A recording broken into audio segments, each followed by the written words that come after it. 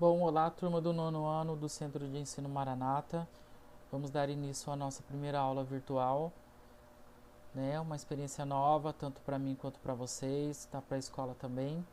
Espero que todos estejam bem, se cuidando e vamos seguir lá, tá? Só lembrando que a gente vai fazer aqui uma revisão do que a gente já tinha visto na sala de aula do conteúdo. Logo após o teste, a gente já deu início ao conteúdo, a gente estava estudando, então a gente vai fazer uma revisão para poder a gente seguir com o conteúdo mais para frente sem ter nenhum problema, ok?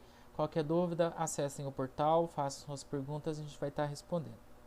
O conteúdo que a gente estava vendo é regionalização da Europa, né? As diferentes formas de se regionalizar ou de dividir um espaço, ok? O continente europeu não possui características homogêneas, como a gente já tinha visto lá na sala de aula, pois as disparidades se apresentam em diversos aspectos, como paisagens naturais, clima, política e cultura. O continente possui várias maneiras de ser regionalizado, e uma delas é classificada em Europa Ocidental e Europa Oriental, que é o que a gente tem mais familiaridade, né, quando a gente vai tratar sobre Europa.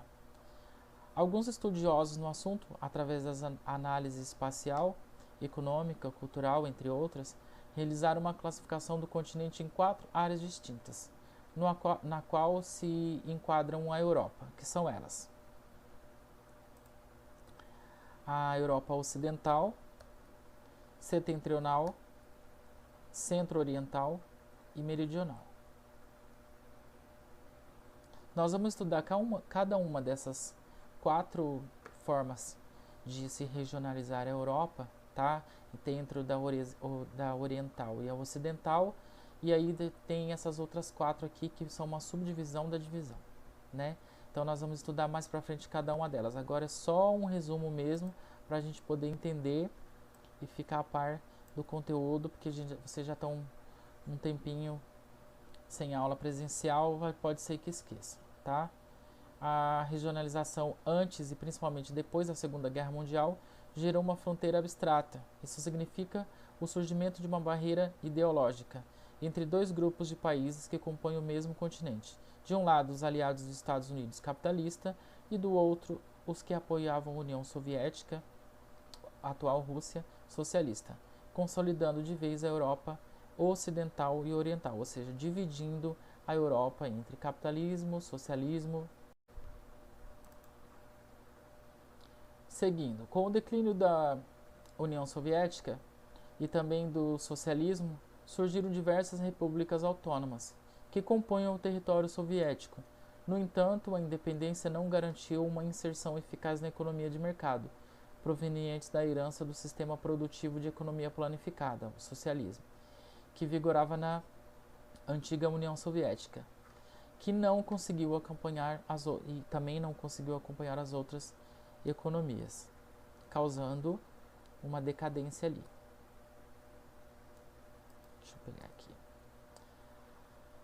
Tá. A regionalização foi capaz de criar uma grande fronteira no continente europeu, principalmente depois do final da Segunda Guerra, como eu já havia dito antes.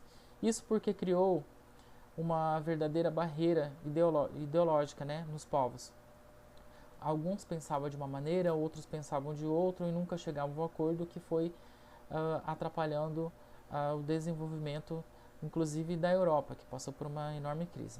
Foram separados 2 grandes grupos de países, um deles associado aos ideais capitalistas dos Estados Unidos e o outro de países que apoiavam a União Soviética e os ideais de um governo socialista.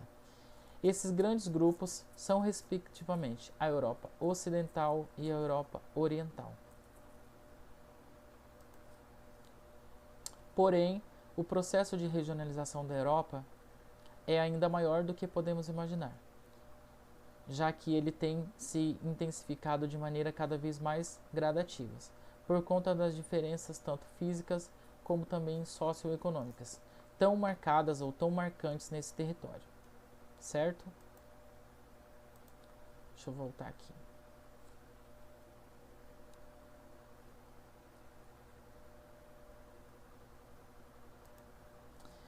Como nós já discutimos bastante sobre o conteúdo em sala de aula e vocês não têm tanto, como posso dizer, figuras, ilustrações, mas são textos, eu peço que vocês leiam a apostila, estudem a apostila da página 54 até a 56 e assistam a videoaula, tá, para tirar alguma dúvida e fazer a atividade da página 57 da apostila e do livro de atividades da página 63 e 64. Qualquer dúvida, entre em contato pelo portal, faça suas perguntas, entre em contato comigo e a gente vai estar resolvendo ou tentando resolver as dúvidas de vocês, ok? Qualquer coisa, estamos aí. Bom trabalho, bons estudos a todos. Até mais.